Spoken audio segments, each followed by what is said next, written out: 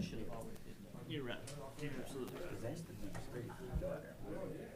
Miss Cassandra, I waved at you last night at the Mexican restaurant, and you were on a mission. Yeah. Didn't say that. How are you doing? I'm doing fine because look, I didn't fix dinner for my husband. I had to do something. And Mexican is his favorite, so. Let's bow our heads for prayer.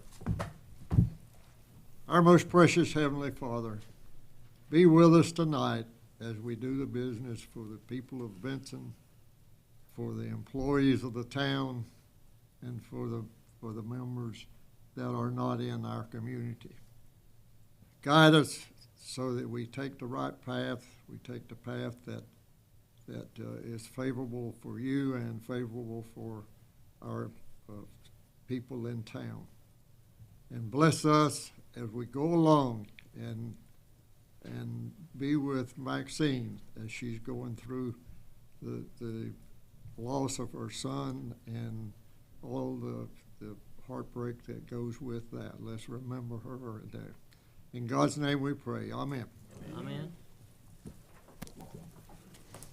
Let's stand and pledge allegiance to the flag. I pledge allegiance to the flag of the United States of America and to the republic for which it stands, one nation, under God, indivisible, with liberty and justice for all. You may be seated. I'll entertain a motion for approval of the agenda as presented. So moved. All in favor say aye. Aye. Opposed, no. I'll entertain a motion to approve the consent agenda as presented. I made that motion. All in favor say aye. Aye. And opposed, no. Tonight, we're going to present, we've just voted on the proclamation for Veterans Week. And when I read the proclamation, you'll see that that we have made a proclamation that covers the Saturday celebration and also covers the day the Veterans Day is recognized and celebrated worldwide. I'm going to ask George Murphy, the commander of the American Legion, to come forward and accept this for the community.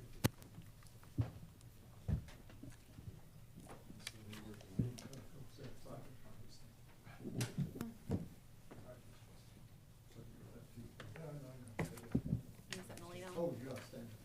Okay. This is Proclamation 167, 2022, Veterans Week. Whereas Veterans Day was once known as Armistice Day, proclaimed by President Woodrow Wilson in 1919 to remind Americans of the tragedies of war, and whereas in 1938 Congress passed a bill that each November the 11th shall be a day dedicated to the cause of world peace and hereafter celebrated and known as Armistice Day. And wherever in 1954 Congress changed the name to Veterans Day in order to honor all American veterans of all wars, and whereas through their commitment for freedom, American veterans have lifted millions of lives and made our country and the world more secure. And whereas with respect for and in recognition of the contribution of our servicemen and women have known to the cause of peace and freedom around the world. Now therefore I, Jerry Benson, Mayor of the town of Benson, do hereby proclaim November the 5th through November the 11th, 2022 as Veterans Week in the town of Benson, and urge all citizens to remember the service and sacrifice of our veterans who defended our nation and preserve our way of life. Adopted this 27th day of October 2022, Jerry Benson, Mayor, Angie M. Thompson, Town Clerk. Congratulations and thank you so much. I would like to accept this plaque on behalf of all our veterans. And more importantly, I'd like to thank the commissioners and the mayor for this honor that you bestowed on all of us. Thank you. Thank you. Thank you for all y'all done, George.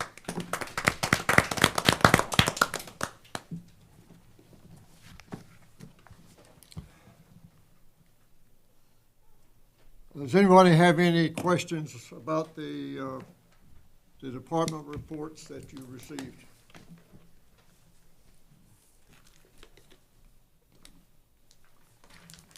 Under new business, consider the approval of the amendment to the fee schedule. It's in your packet.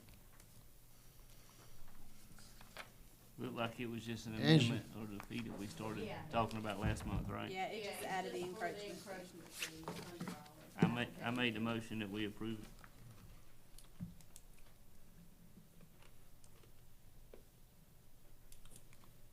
it. Any discussion?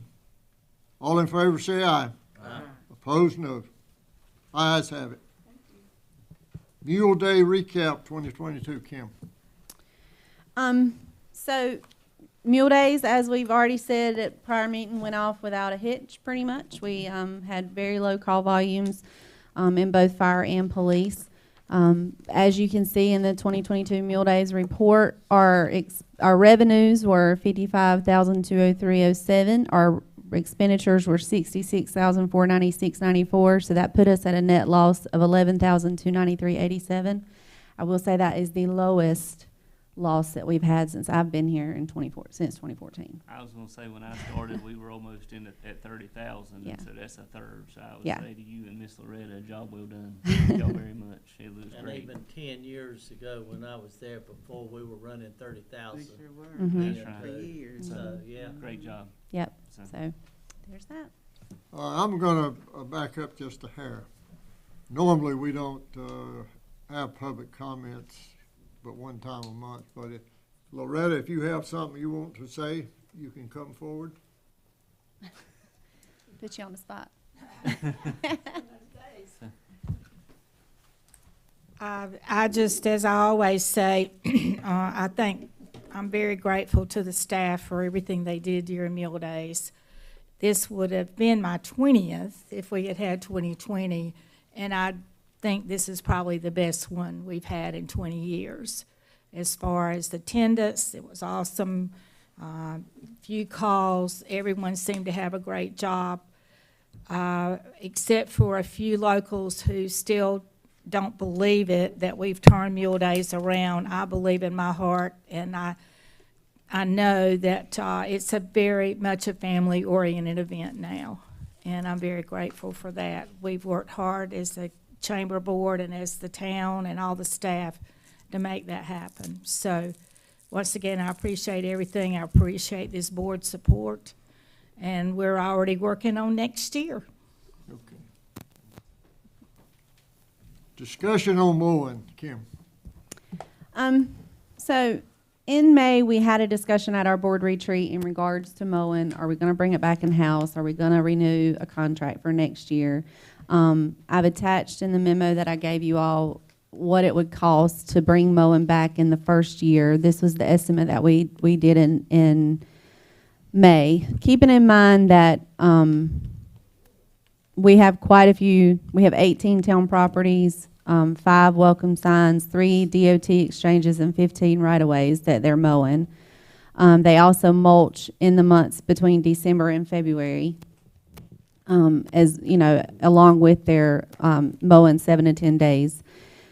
The contract that we currently hold with Lane Lawn Care is up to a 4-year contract. He can increase his contract 2% annually. He has told me in a conversation last week that he is willing to forego his 2% increase for this upcoming year.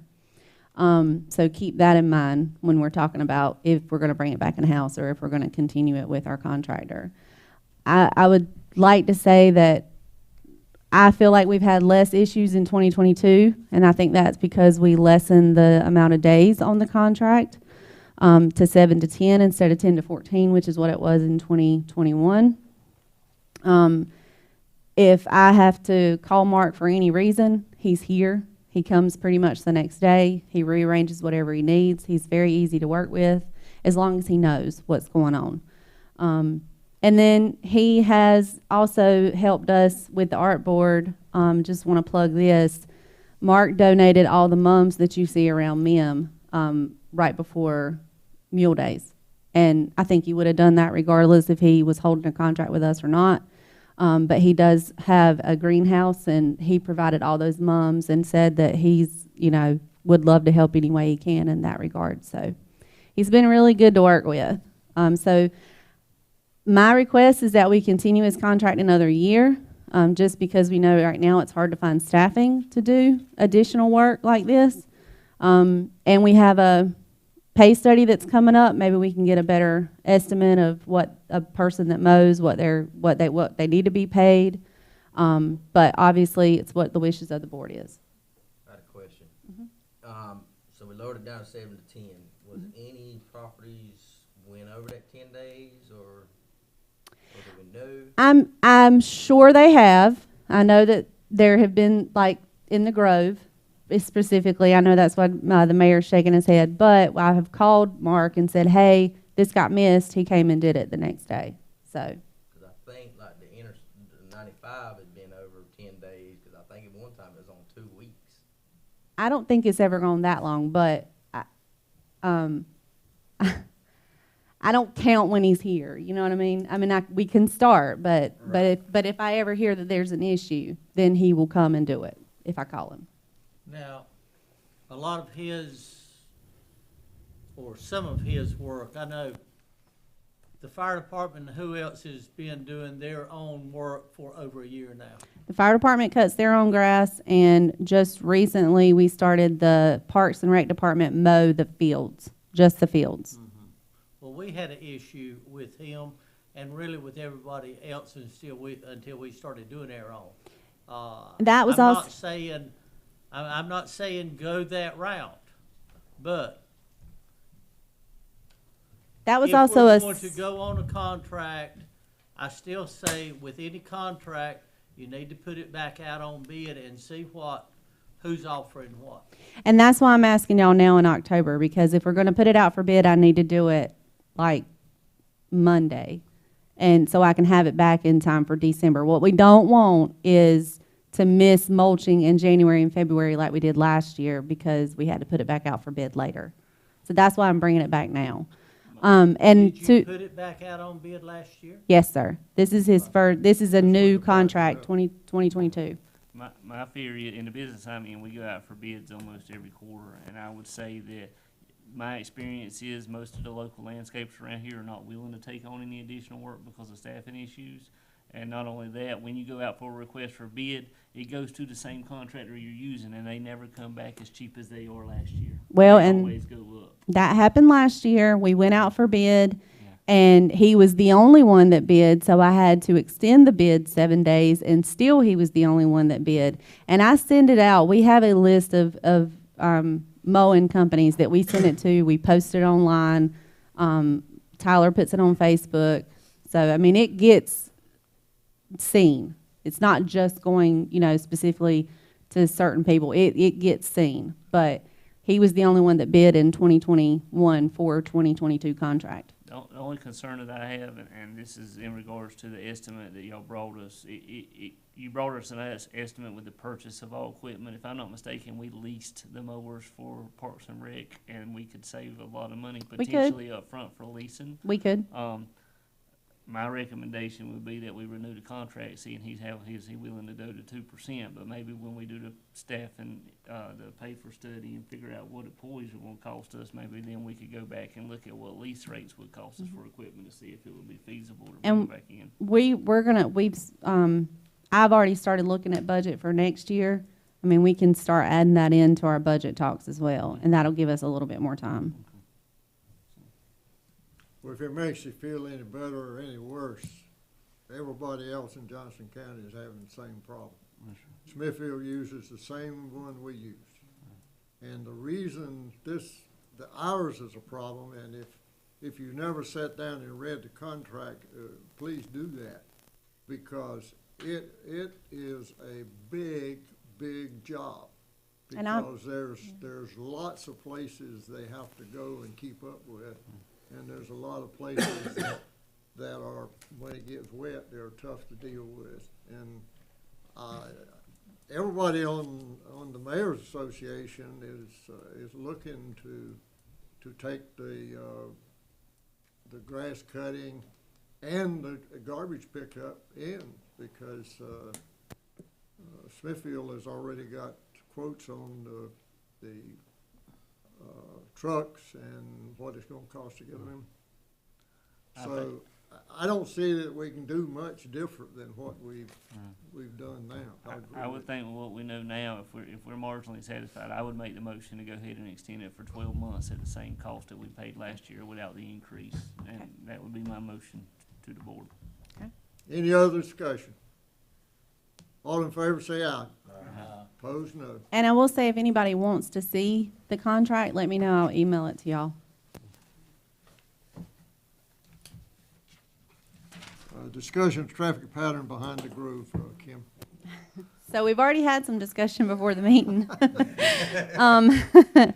But I have a memo for all of you. So we were asked to go back and look at the four-way stop that is on Lee Street. Original recommendation was to have a four-way stop at East Parish and South Lee. The reason was because it was a very busy intersection. Current signage was inconspicuous, and motorists often do not recognize what traffic has right away to proceed. So that was the original request that came to the board July of 2021. And then that four-way stop was moved down an intersection. So staff has met again in regards to this, and we are still of the opinion that it should be at the original request of East Parish and South Lee Street. However, I think there's been some conversation tonight that potentially having a three-way stop at Johnson and Parish. So y'all have got the memo. I'm gonna leave it open to y'all. Ultimately, we're gonna do what is the pleasure of the board. Staff is still of the belief that it needs to be at East Parish and South Lee Street. I would even say, if speed is a concern, maybe let's bump the speed limit down to 20. It's currently 25. But I'll leave it open to y'all to discuss. Well, I've watched it, and I've looked at it, and I've been to calls there, and I don't ever know why you didn't leave it at Lee, the recommendations of the town at that time. I watched it during Mule Day. It's a cluster. It's a cluster there. A four-way stop there would make all the difference in the world. And you watch.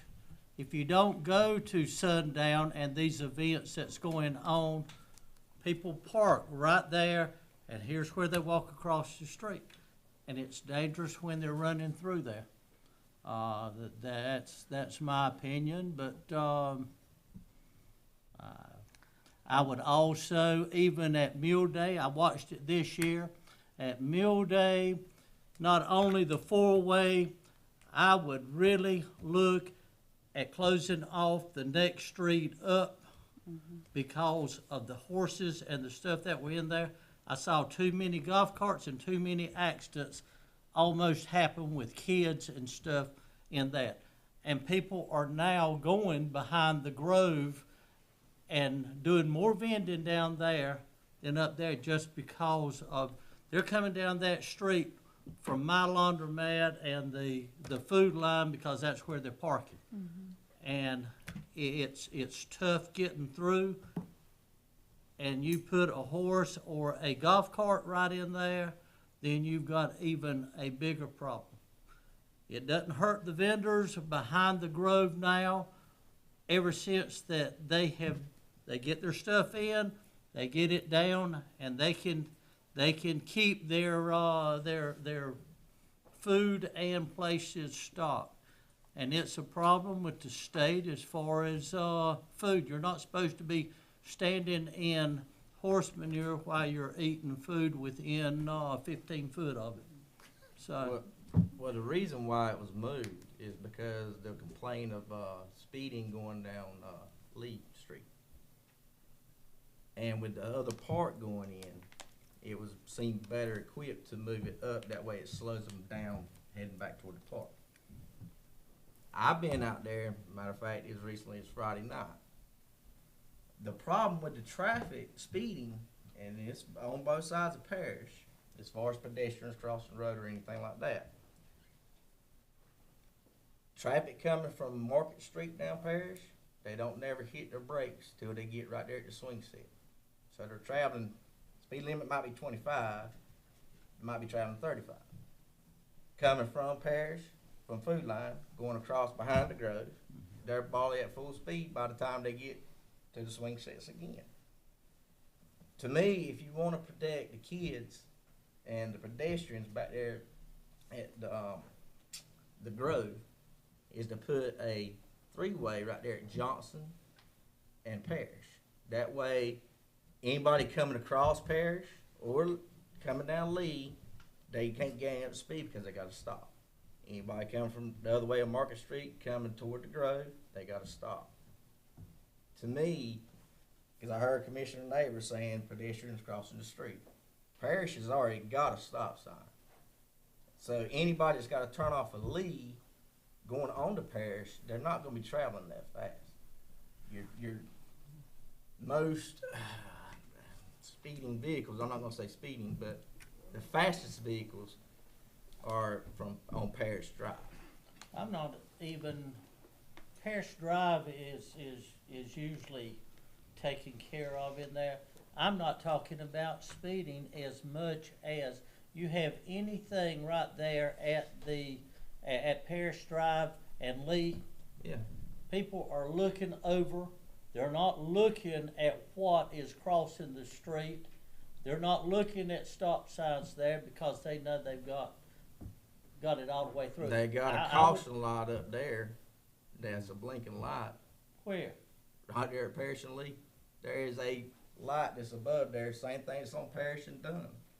That blinks red, blinks yellow this way. Parish has got stop signs. No. I would just add to discussion, I'm not as concerned with speeding. I mean, it's a concern throughout town, trust me. We get the speeding complaints. I'm more worried, again, like you said, Dean, about the pedestrians. As we look at the reports that they sent out with this packet, Matt's already looking at upgrading that park. We don't leave those bathrooms open. The kids are walking from the park to McDonald's every day to use the bathroom to get a Happy Meal.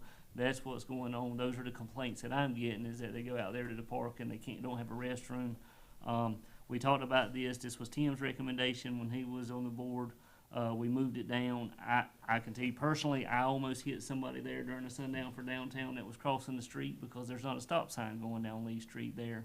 I would be in favor of supporting the town's recommendation to go with a four-way stop. That's the core of our town, arguably, and I think that as we continue to have more and more events, the chamber continues to grow, it's just going to be more of a hazard as that is concerned. So I would support the town's recommendation to put a four-way stop sign there. Now, keep in mind, the recommendation also included removing the four-way at Harnett and Lee. Most people run that anyway. I know I have. Gonna run that one too. If you're gonna move it. So, But if you're talking about pedestrians crossing the street, and if the board votes to do that, then you need to put signage up saying pedestrians got the right of way. absolutely, and I think the crosswalks need to be repainted there as well. I think we've talked about that, Kim, and I mean, Well, they did and that I don't right know that it's before. not gonna come that we need the four-way sign there at the McDonald's corner either, because I can tell you, I run about once a week that route, and it's it's definitely. That's the worst intersection. Yeah. I So, mean, as far as Parish and Lee, that's not a bad intersection with congestion. but I would make a motion that we follow the town's recommendation and move the four-way stop sign from Lee and Hornet to Lee and Parish. Did I say that right? Yeah. Okay. Did y'all want to add Any other anything to discussion? that recommendation? I would leave that up to staff. I believe there needs to be a four-way in front of Food Line as well, but I want to leave that up to y'all because that's another busy intersection. I think if we're going to become a pedestrian family town, which is what my age group is looking for, that we want to live in town and be able to move around town, we should start looking at the intersections to make the people have the ability to walk without being because speeding is definitely an issue here all Yeah. the way across town. And there's a lot of people that are scared to go out there and walk early in the morning and in the evenings because there's not a whole lot of enforcement. So would you agree there needs to be four ways on Church Street, West Parish, Pine, West Harnett? There are long stretches of roads with no stop sign. There's not a central grove on those streets. I would think that Parish Drive is just as busy, if not as Main Street at times. Church Street is too as Well, well. the because intersection it's we're cut talking through. about is really not that busy. Yeah. So Now, during events, I understand it does. I Well, think if you will go down there when you leave here, I guarantee you'll see at least 4 cars parked behind the grove. Right, and that's the reason why Yeah. my recommendation of the three-way stop sign makes more sense, because it stops everything back there. He's talking about at Johnson and Parrish. Johnson, because there ain't nobody running 35 miles an hour hitting their brakes right there at the swing sets coming up to the stop sign. Well, I don't think speed is it. I really think it's stop, look, and listen as far as right there at Lee and Parish. I see the biggest It's problem been a down Parish. problem. It's rolling stops that's causing the problem. Yeah, but as far as the playground where the kids go, that's where the vehicles are at a high rate of speed. Anybody crossing the street during this times they got stuff going on, they don't walk down to the crosswalk right there at Lee and Parish. They go right where their cars at, usually sometimes in the middle of the grove, so they go across the street. Well, I think if you drop the speed limit down there to 10 miles an hour, It still ain't it gonna would fix make no difference. But the three-way stop sign will. The 3-way at Johnson. Johnson, right there, you know where the eye doctor is? Right side of the road, that's Johnson Street. Right there where you come into Parish Drive, there's already a stop sign. Put a stop sign right there by where the White House used to be. And another stop sign on the other side of Parish. That way it stops the flow of traffic from people going by. Right, kind of where Eloise Moore's. If you're talking about You're pedestrians talking about crossing the doing a road and three-way at everything, yeah. Eloise Moore's Corner. Mm-hmm. I'm not saying there doesn't need to be one there as well, but my motion still stands to put a four-way. Okay, anything else about the motion that Williams made? All right, all in favor, say aye. All opposed, no. No. The ayes have it. Okay, but I think the other things that's been mentioned, everybody ought to take a look at and let Kim know what you think. Consider approval of Jacob Parenta's contract for inspection. All right. The staff asked me to prepare the contract that you have in your packet. The crux of this is that there's a desire to bring inspections back in-house and, bless you, to conclude or terminate our contract with the county that's been going on. The latest one we're here since 2019.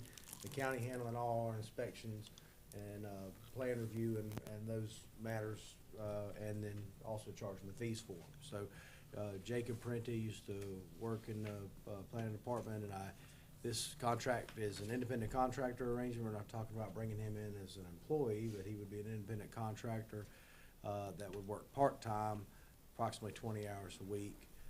It starts in the first of the year, January 1st, which coincides with, give or take a day or two, with giving the 60 days notice under our current county contract to the county to terminate services. But the planning staff would work, and Aaron and others that have worked on this certainly welcome to speak of, because I can speak to the contract because I wrote it, but. Yeah, but Kim don't think that we're gonna get held with that 60-day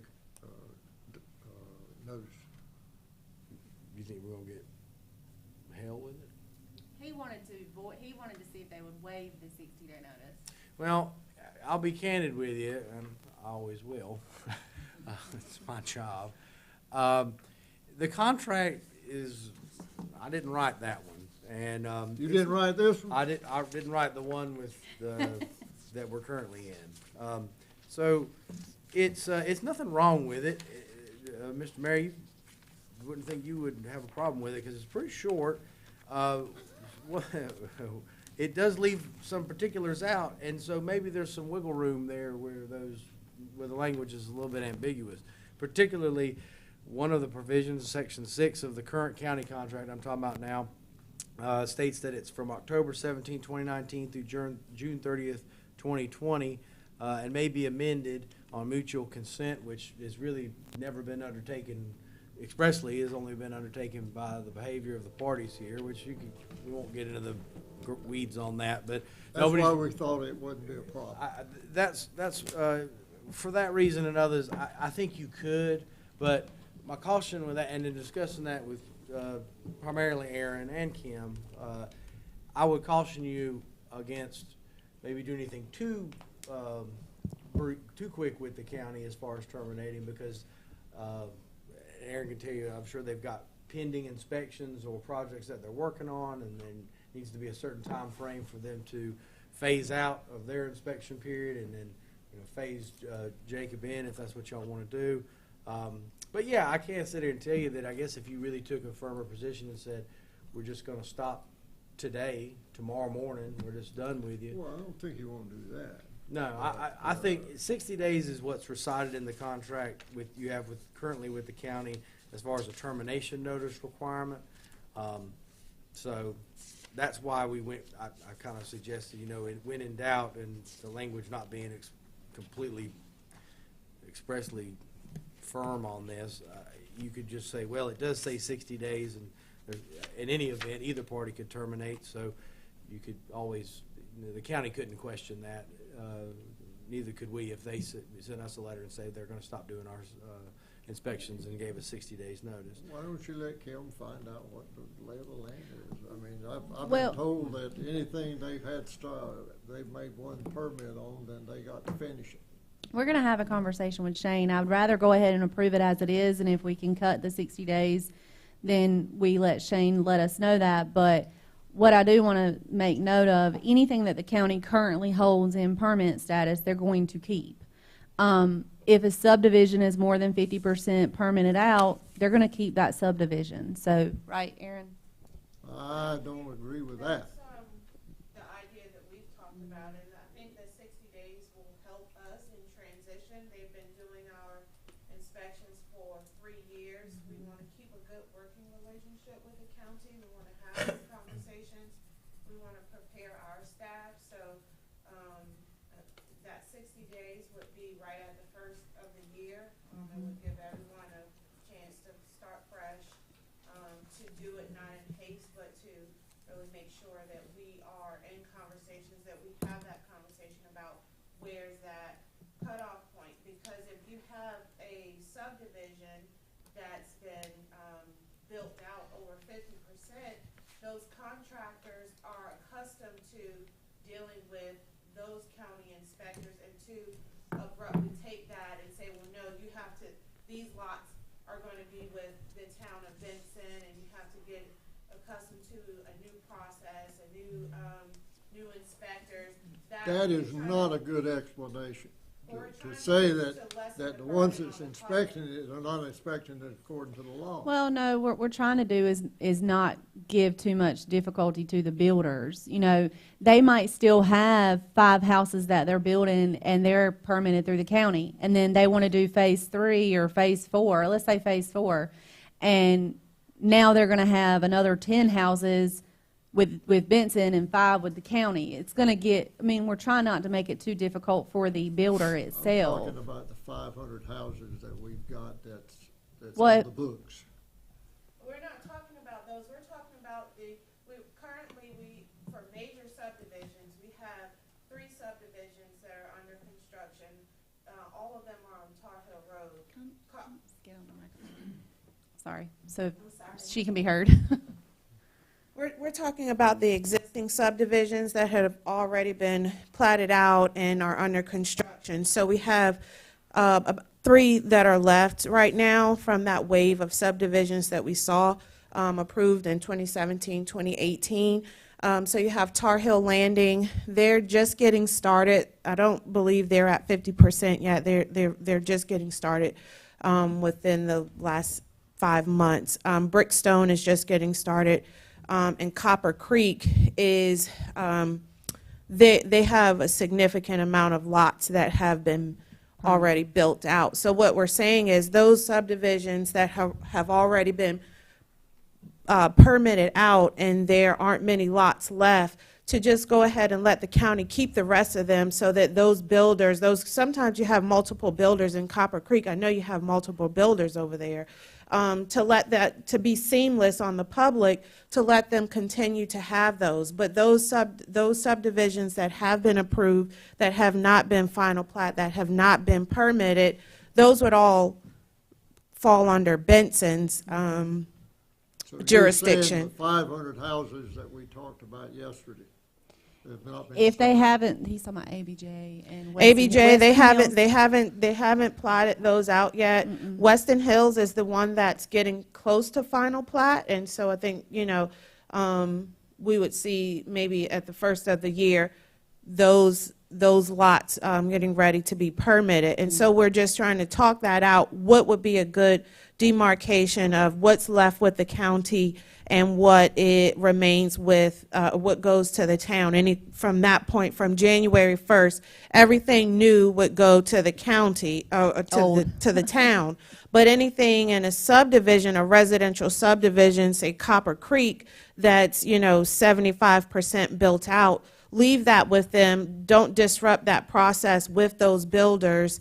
But if it's, if it's a 30-lot subdivision and only 5 lots have been permitted out, the town can handle the rest of those 25 lots, is what we're saying. So we would like to have those talks of what would be as seamless as possible for, not only for the county staff and permitting in town, but also with the community, the public, the builders, the property owners, and things like that. Anything that's already permitted to them will stay with them. We will not try to inspect that. But That would be- anything new will come to us. Getting a report put together for those 500 houses and see how many of them are going to fit in this category. None of them have, that's what she's saying. Right. Those have not permitted anything. Right, those are fresh. Those So are we new, would so- be coming in on a good footing. Every subdivision that was approved last year, major subdivision, has not reached final plat. Right. They have not sold those lots to a builders. They are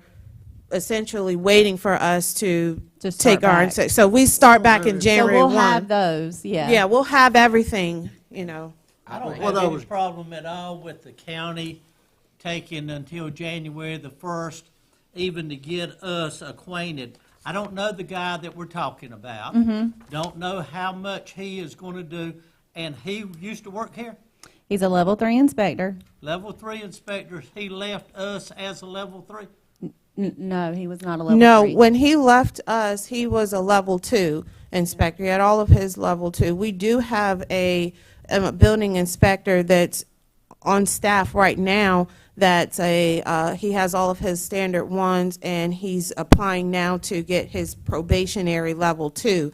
So the So goal. we're going to use both of these guys as air inspectors. Yeah. Correct. The key to the Jacob Parenti is that he's a level 3, and that any of the larger level 3 projects that would come into the town, he could do the plan review, he could do the inspections, and he can also provide guidance to our in-house, our employee with the town building inspector to help him with his plan review and getting accustomed to these That's level fine. 3 projects. Where is he now? Corner. He's with the town of He's- Garner. He's So full-time. he's going to work for Garner, and he's going to work for us. And he's already talked to his boss, Right. and it's He's already been already- approved by the city of Garner. Exactly. Yes. Okay. He's He's going to al- work for us part-time. He's turned in he's spoken with his supervisors at Garner, and he's also cleared it with the Department of Insurance to be a contractor in a different municipality. At what hours? 'Cause I know the last one time we done this was, the inspections were happening 5 to 6 o'clock in the morning. They won't. He's 20 hours a week, is what he's proposing. They would happen, after he finishes his inspections with Garner, which right now, it worked out very well because he's finished with his inspections by 1 or 2 o'clock, and he lives in Benson. So when he's coming home in the afternoon, he can do the inspections. Basically, where Contract they says are, 12 to 6. when they're done at bigger Wake County, Raleigh, Garner, when they're done with what their list of inspections are for the day, they can go home. So that's essentially, he would be done around 1, 2 o'clock every day, and he could come here and work So we and got help. Jacob and we got Jeremy. Jamie. Jamie Fisher, yes. And And Jamie needs a level 3 inspector essentially to work under to get training from. So that would and meet that qualification and as well. That's fine. Jacob was with the town of Benson. Don't know him. I was not on the board at that time. How much education did we give Jacob? When Jacob started, he started in, I believe it was 2016 or 2017. He did not have any in building inspecting. When he left, what did he have? Level 2? He had level 2, yes, when he left with, I believe he had just passed his electrical level 2. And he left to go to GIS. It wasn't like he left to go be a building inspector somewhere else. He left to go do strictly GIS at another town because that's what he thought he wanted to do was GIS. He was really good at it. He enjoyed it. And he was actually doing GIS for the town Yeah. as well when he was with us. He was doing GIS But with us. I don't think you fault him for Yeah, and bettering we thought himself. it was a great because I we've don't worked think with we've ever Jacob. faulted anybody for bettering themselves. We've always bettered them and let them go. Okay? I just don't want to get in a situation.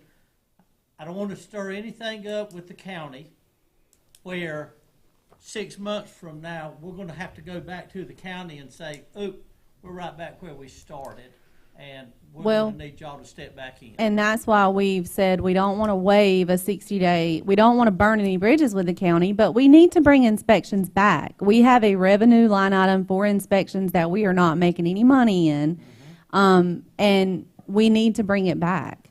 What other options have we looked at as far, so from my understanding from hearsay, the man that does the inspections part-time for the town of Four Oaks has also shown interest. And in I think doing if we're going to part-time. talk about that, we probably shouldn't talk about it in open session, because that's really getting into personnel stuff.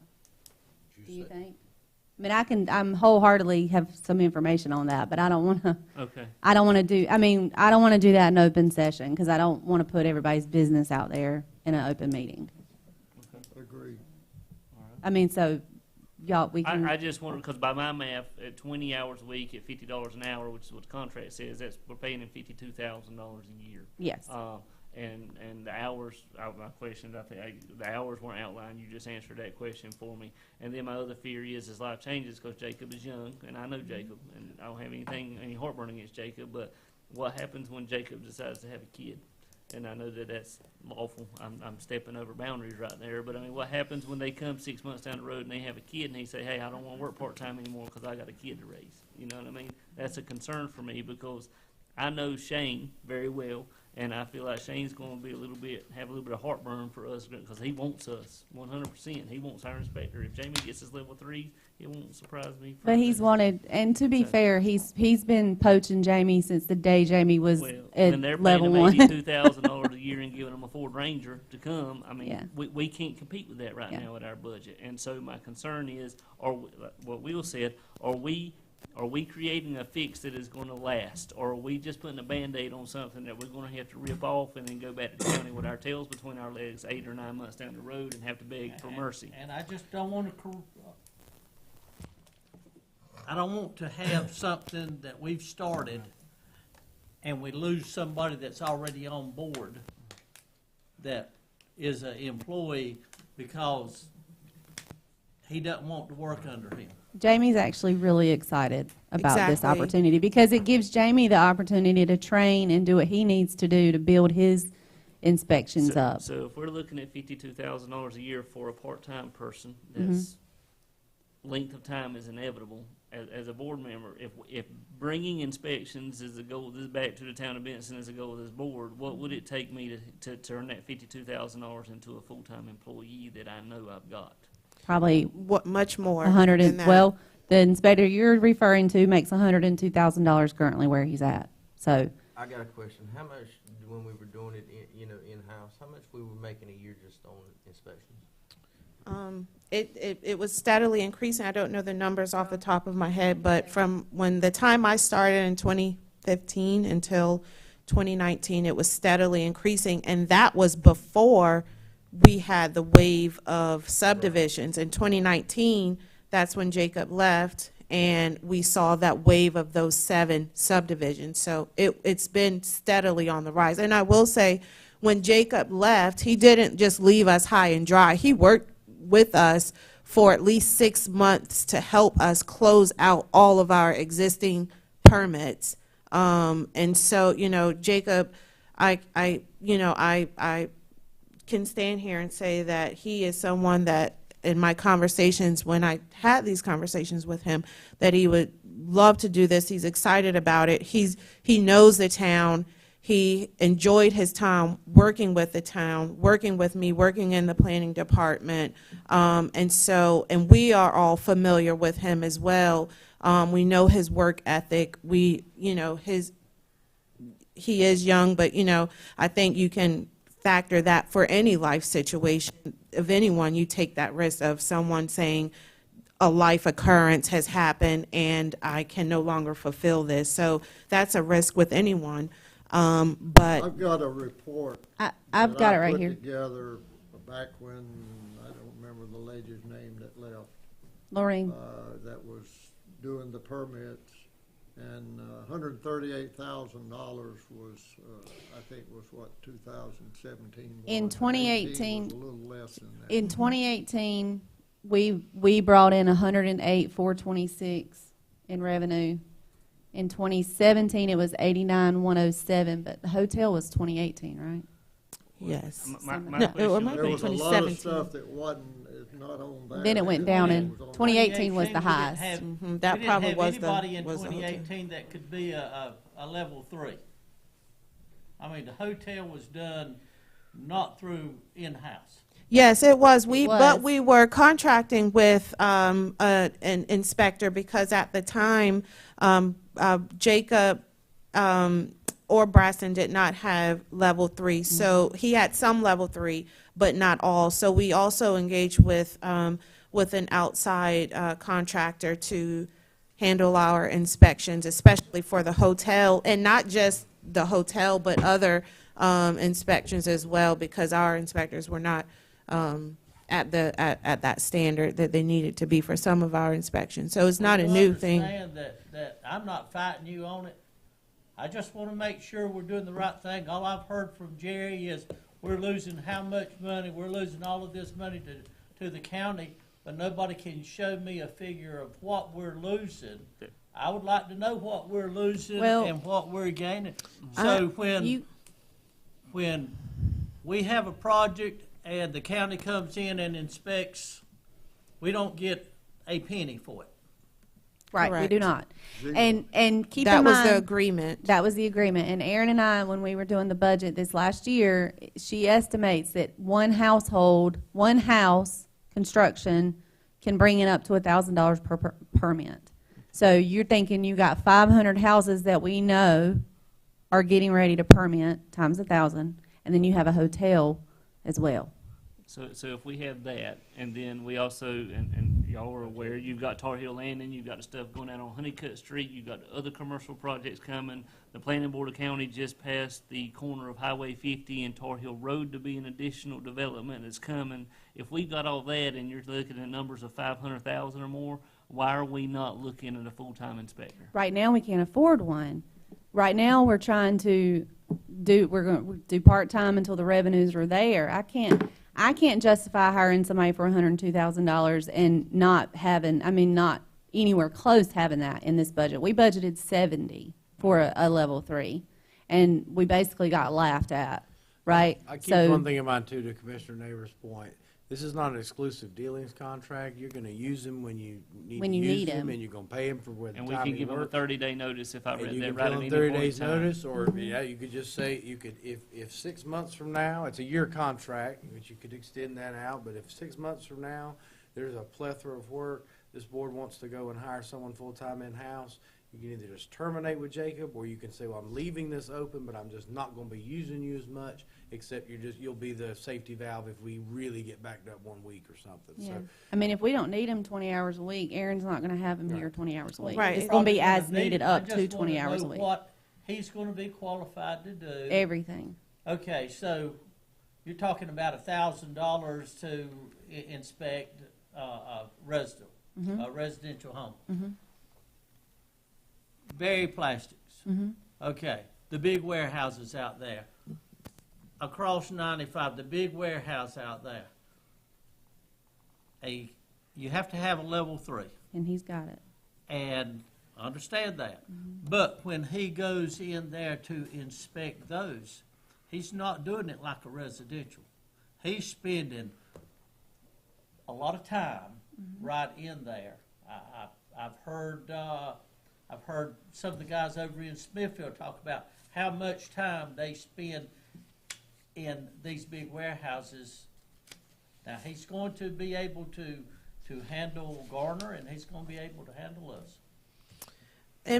I've spoken with Jacob directly about what we are forecasting, what we believe that we will see in the town, and he's very comfortable. In his time at Garner, he's been with Garner, I believe now maybe 2 years, and so he has inspected these type of warehouse spec buildings. They're not unfamiliar to him, and that's really what we need him for, because he can do that work. Jamie can do residential, and if he needs to back up Jamie, there won't always be level 3 buildings that or level 2 buildings that are coming on. You know, you'll see maybe a few, but they won't be piling up where he doesn't have the time to do them, I believe. And so if he needs to dedicate 20 hours a week to inspecting a larger warehouse building, a hotel, I believe that that's what his primary focus is to handle those level 3 buildings. Jamie can handle the residential. It won't be a flood of 500 houses that we need inspected in a week.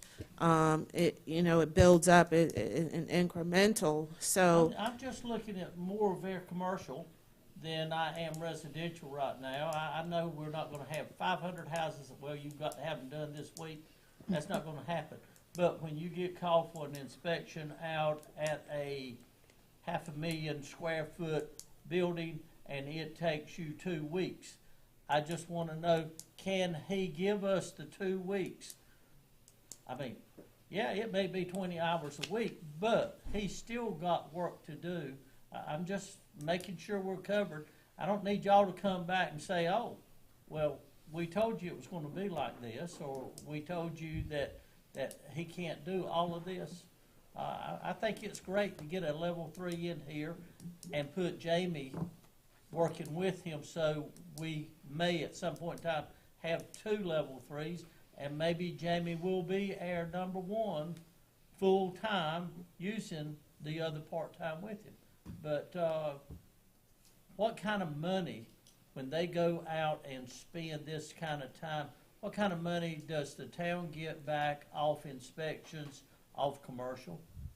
It's done by value of the building, value of Right. the job, each Square trade footage. permit's done by. right. So like if I go out there to Berry Plastics, Uh-huh. I'm running gas lines on the It's all in inside. our fee schedule. My bid to Berry Plastics for the gas line is $235,000 to install the gas lines in there. Okay. I come, whether it be town of Benson, I tell them the price of my bid was $235,000. The permit price is based on that price. On the cost of construction, and it's I tiered, so paid- the I more the have project, paid the greater the $1,400. fee. Right. $1,600 just for a gas permit, just for the gas line alone, Okay. because of the amount of money it's costing. Right. I'm told that a 1,000,000 square foot building, the permit's about $70,000. I don't know whether that's true or not. I'd probably say that's true. $70,000, that's fine, but that's what I'm asking. I don't know that that's enough. If you're putting $100 million in a project, That's There you 45 go, million. right there, well, right there. And keep in mind too, anything that you get off of permitting and for inspections has to stay in that $2 million. department. Yeah, so You, like you can't spend building permits in general government. It has to stay in the planning department. Say like if we were going to your Wash the Red over there, is this commercial? And so like if I was running, I'd give you a difference. Say like if I'm doing a residential house, you know, running the gas lines in there, costing the homeowner $2,600. Permit fees, what, $60? Yeah. Right. Just say 60. Just for a trade Yeah, I permit. just saw Yeah, that. and then I go to your place, run the same gas Commercial. lines for the Yeah. same amount of price, $2,600. That permit now becomes like 251 or 200. If it's residential, it's flat, $60 for a $60, truck. but But then- commercial, Right. yes, Commercial. But once Commercial's you based hit on- that $2,500 limit, it goes up to like 200 something dollars correct, per permit. correct. Yeah. Just so I can understand it, tell me, let's go back to houses. We're gonna make $1,000 a house is what we estimate, right? Right, and it's How based many- off of the square footage of a house, so about $1,000. Sometimes it's, average, it could be a little less. So depending on the square footage of the house, there's a flat 500 fee, and then there's 25 cents per square foot over 1,200 square So feet. how many hours is it gonna take me to do that house, to get that $1,000? As I'm the building, How long would it take them to inspect? To inspect one house, Start to finish? Yeah, how much? For that Well, and you- $1,000, but you how many go- hours have I got to Well, put you in? You don't go to that house several You don't go in times. just one day and You do go all to the Right. different inspections. You steps. go Right, in different right, phases. right. Right. Say, I hey, mean, You gotta do the you got, plumbing. there's you got plumbing, to do the- foundation, Electrical. Right. electrical. Total, that's a All great that question. stuff. I don't know what the total time spent from, footings to CO. I know when I was building my house, they weren't there that long. They don't take that But long. the way I just Residential, heard this, single he's family not are gonna be doing they're in residential. and out. Jamie, our full-time staff will do residential. We're just gonna use Jacob for commercial that But we requires. Well, level and if we 3. have a lot of residential, I mean. Yeah, if he we- can- He can, I mean, decide. yeah. What, we can't tell, we're paying this much out and we're getting this much in, we need to know how much he can do. If he can do one every 5 hours and he's doing 20 hours a week, that's 4. That's 4 a week, times 50 is 200. And so if he spent all his time, he could do 200 houses. If we got 500 houses, we got a problem. So. I mean, I Jane- would, go ahead. I was just gonna say that Jamie, our full-time, person, is really primarily gonna be focused on the single family, the residential How many hours development. do you do a day? Right now, well, he's not doing them as much right now. He shadows the county. But if he was busy, not every day, but how, to do just, I'm building a house this week, how many hours is he gonna put into that house? In a week, I would have to run I the would say- calculations. I don't want to make I would a. say 30 to 45 minutes per Typically- inspection. Yeah. So it per doesn't- whatever he's got to do, because they're not there long. They're only Right. there 15. Yeah. 20 Yeah, minutes, they're- yeah, and they're they're not there walk- long. In It's how they do it, subdivisions, it's they're expected. walking, Yeah. they're going lot, and they try to Yeah. put the lots where they're pulling permits so that the inspector can go and he's doing a footing and he's walking each one. How They're many they're times doing. He got that 30 or 45 minutes, he goes for 30, 45 minutes we get $1,000, is that right, or that's not right? Well, We'll get $1,000 up front, when they pull the permit. Because he got to go 30 or 45 minutes, 3, 4, 5, 6 times. yes, Yes. probably 8 times. Right. And then if you got to do a Over re-inspection probably- because something Right, over the fails, they course got to of- go There back. we go. Now that- Over the course of, 3 months. But again, 3 5 months, hours, right. Let's say he's got 5 hours in a $1,000 house, that we're gonna make $1,000 on. That's for Jacob. So that's gonna be 4 a week, right there, 20 hours a week. That's gonna mean he's gonna average 4 houses a week. He's gonna make $4,000. $1,000. And he's only gonna be billing what, 20 hours times what, 50 an hour? $1,000. That's up to 50 an hour, so it may not be that. I don't have a problem with him. Let me ask you something, Alan.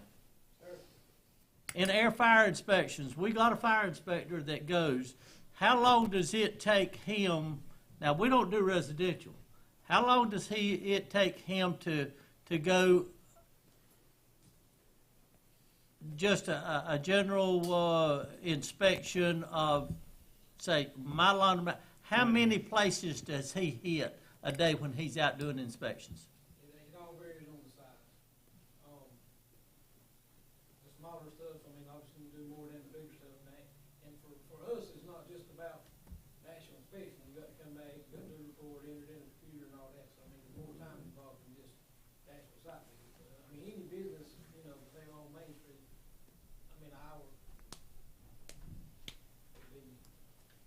hour. He came into my place and they billed me for that, whatever, 2 years? Every 3 years? And it takes him 30 minutes.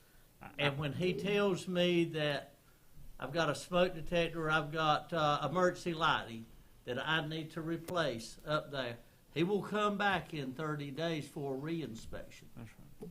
And then if I still don't have it done, they bill me again. Well, they bill you for the inspection up front, They and then do. they bill you for the Yeah. Right. reinspection. And So if you get have- billed both. You can have a reinspection fee if you failed, you know. Right. Let You me can ask do you, so $50. back when it's back in house, if somebody failed an inspection, you get them the second chance for free, or because a lot of municipalities are going to, if you fail it, you got to pay for it to get re-inspected. In the past, when we were doing inspections, we would give them a free pass. Yeah. And then if they failed for the same thing over, then we would charge them the $50. So I think it depends on your, It's a judgment. on your department. We didn't initiate, reinspection fees automatically. A lot of places are going to that. Yes, I realize that. I've had conversation, and I think it's because everyone is so busy, they don't have time to continue to, you know, so it's like, you know, and that's something, again, that's something as we come back to doing inspections that we need to be prepared for. What are we looking at? How do we want to set our standards of procedures? Do we want to make it automatic $50? Do we want to give them one free pass? You know, so those are the things that we're looking at. We're looking at our applications. It's been 3 years, you know, and I feel like, you know, this is the closest we've come in these 3 years to having someone geared up, ready to go. Level 3 inspector, willing, has everything lined up. You know, and right before we're seeing a new wave of development. We missed the first wave. 2023, I think we'll be rolling again. I think we have partners, community partners and builders that are excited to hear that we will have inspections back in-house, that they'll maybe pull their inspection 3 weeks later just to wait if that's the case. But, you know, if not, then they'll have to do, you know, They'll go have to to the go county. to That's county. nothing against the county, you know, but, you know, I think we have a reputation with the community that they would prefer to have the inspections in-house, and to work with people that they know that they can call, and, you know, that. And the county is inundated too, so if we can bring it back in-house, I mean, that just lowers the time frame of, hey, I need an inspection, so the inspector actually getting out there to the site. Because keep in mind, with the county doing it, Jamie can't do any inspections for the town at all right now. So everything's filtering to the county. When we bring Jacob in, then that opens us up to Jamie to actually be able to start doing some work. Right. And using the license that we have helped him get. Exactly. We don't want to have him lingering. He does, Yeah. but he can't. Yeah, But the county's doing every bit 100% of our inspections. So all he's doing is shadowing with the county. We can't use them at all. He has a level 2 probationary. He's not. And Well, I he think- has to apply And he's for got- those, oh, he has to yeah. apply So for I think he has the to, contract, I think the contract is good. I think it's a good contract. It's easy. I can tell you didn't write it because it's not that thick. Talking about I the know old- you've worked on it. I wrote the new one. Yeah, well, it's, Take that back. Take I've that been working on getting them shorter and shorter since Jared's Yeah, been well, there. That's right. I appreciate it. I think, do we need a motion on this? Before we do Yes. that, Yeah, I'm wait a not done. I'm not done. All right. All right. You know, I think I'm the only one in the room, and I get it, maybe I'm missing some. But let's say that we pay Jacob $50,000, and we pay Jamie $50,000. That's $100,000. Let's say that we bring in $70,000, and that's all the work they can do is $70,000. That'll work out. We're not going to pay Jacob if we don't need him. Jacob's not going to work a standard 20 hours. Stop right there. Uh-huh. Let's say Jacob is working 20 hours a week and he's doing all he can, and I still didn't really get a straight answer about how many hours does it take to do each thing. So again, we need to know that, because if I can do one a day and it's $60, and you're paying me $50,000 a year, that math ain't gonna come out.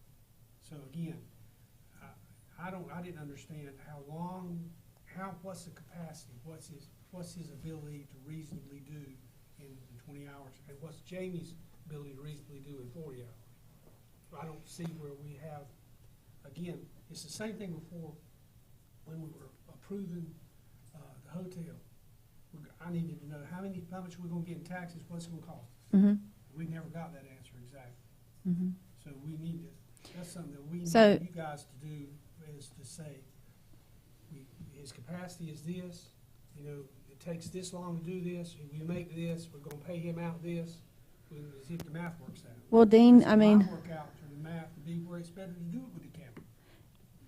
Dean, you would say an inspector, if he's coming to do an inspection, 15, 20 minutes? 15, 20 Let's say minutes, 15 for sake. There's 8 hours in a day. And it's 15 to 20 minutes more than one time. and 8 15, hour so day, in an like- hour a day, he can do 4 in an hour, so 4 times 8 is how many Usually he the can do in a county's day. fault- The county people in an 8-hour day, they're averaging 40 to 50 inspections Yeah. a day. That's what I'm. Yeah, Yeah. yeah. Well, there's a fallacy to this whole thing we're talking about, because in Wake County, they hand them a group of papers in the morning when they leave the office. When you get these finished, You're done. go do what you want to do. Yeah. If it's at lunch, if it's 11 o'clock, if it's 2 o'clock. Well, now you got the city of They- Raleigh. they can give go them work 90 anywhere a they day, want to. And they can't get them done. Hmm. Like in the city of Raleigh, they're giving them 90 inspections a day and they can't get them done, so anything they can't get done, they roll to the next day. 90 per person. I know when we were doing inspections and we would get permits, sometimes a developer would pull 5 or 6 permits at one time. Sometimes we would have, a varying degree of, it could be a quick change out, or footings or rough, it just depends on what type of inspection it is. We could have up to, 8 to 10 inspections in a day. And we rarely rolled any inspections during that time. I'm texting the inspector right now. I'll just say this, if I can. I understand the need, and I don't have a problem with the need. I hope that this is a Band-Aid long enough for us to get Jamie to level 3. Me too. And he's gonna be our guy, and then Yep. we're gonna say we're paying Jamie 50, and we're paying 52 in this contract, and we can pay Jamie to stay to be our guy. Yep. And I want you to look at it with that approach, because as a friend to the county, because obviously, I've already been called twice about this. I'm not sure. gonna lie, and I will get a phone call as soon as you make a phone call about it. Mhm. Is in my 4 or 5 years on this board, this is the second time we've turned over to the county and taken it back. And so I'm just saying, do whatever it is if we're going to take it back again, do whatever we got to do to keep it here next time, because I don't want to have to call and get a phone call from a friend that says, hey, here we are coming in to save the day again, because I don't want to put us in that situation. So I don't have any problems with the contract. I know Jacob. I know he'll do the best he can for us. I just want us to be looking 4 or 5 years down the road and saying, maybe Jacob's our Band-Aid while we build up Jamie to be that person for us, and Yep. let's make sure we keep Jamie here when he becomes that person. Yes. That's all I'll say. And I that's think we've the washed plan. this cleaning about as good as we can get it. So I'll entertain a motion.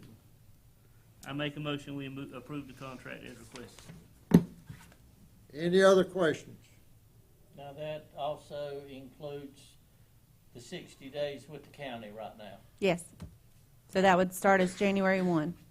And I just want to make sure that number 7 on the Exhibit A, which is the last line in the contract, that we make sure we honor that. All in favor, say aye. Aye. Opposed, no. Thank you. Okay, town managers report.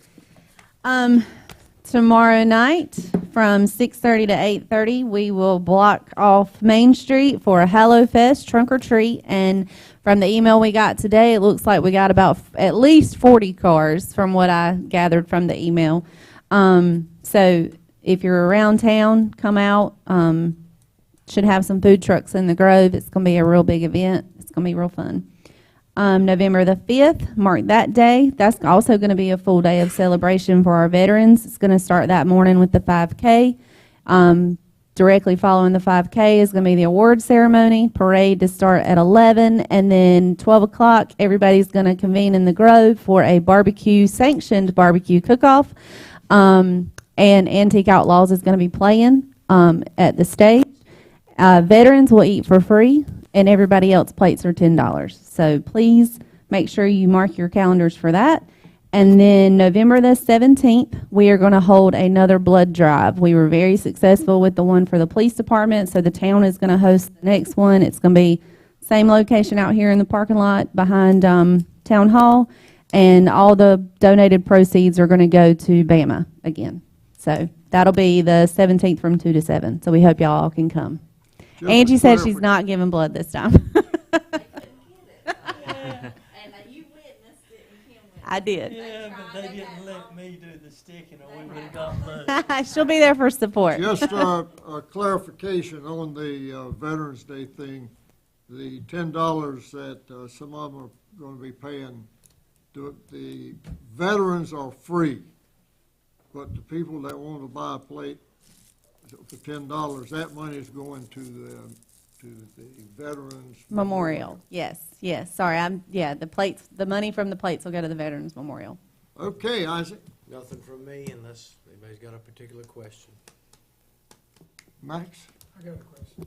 A couple people asked me this, and I wasn't exactly sure.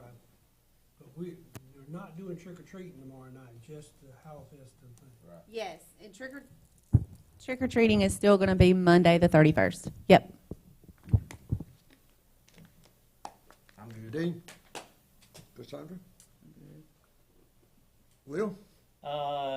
Max, the new kids recreation stuff, it's in place at the new park, out of Business Park.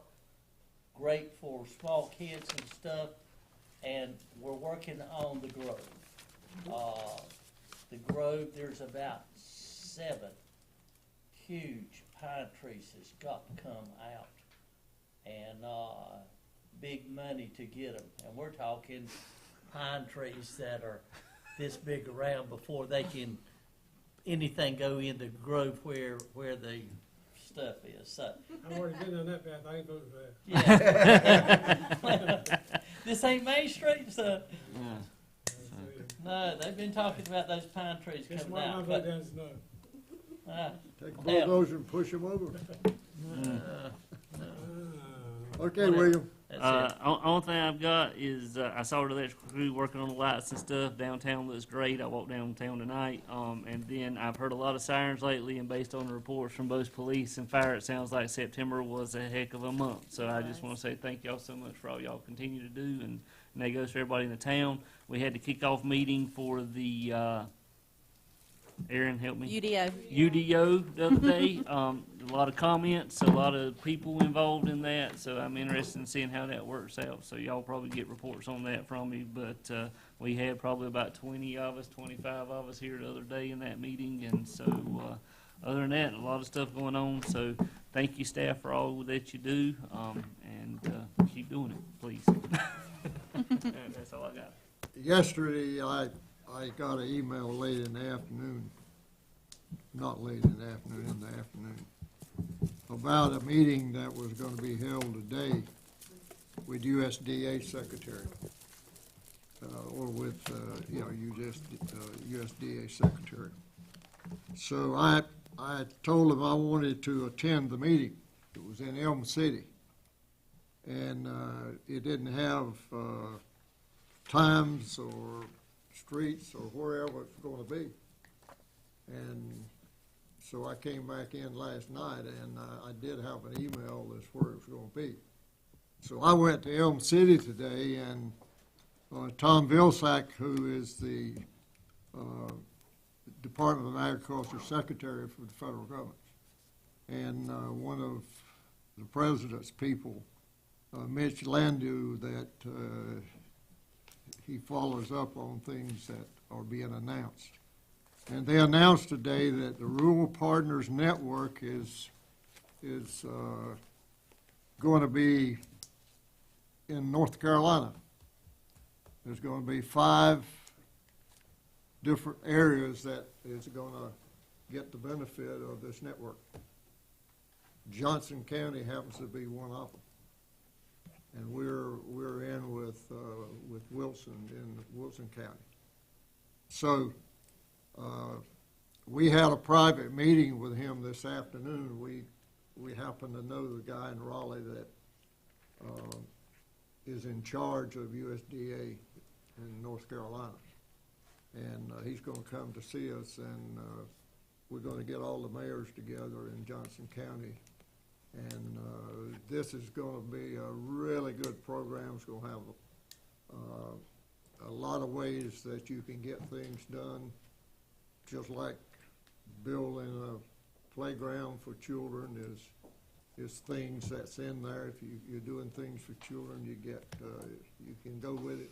And so we're going to see how this is going to shake out, and we're going to have a meeting with the people that is with us, and then we'll bring it back to the board as to what we think we can achieve and what will be available. So anything else anybody wants to bring before the board? I'll entertain a motion for adjourn. Made that motion. All in favor, say aye. Aye. Opposed, no.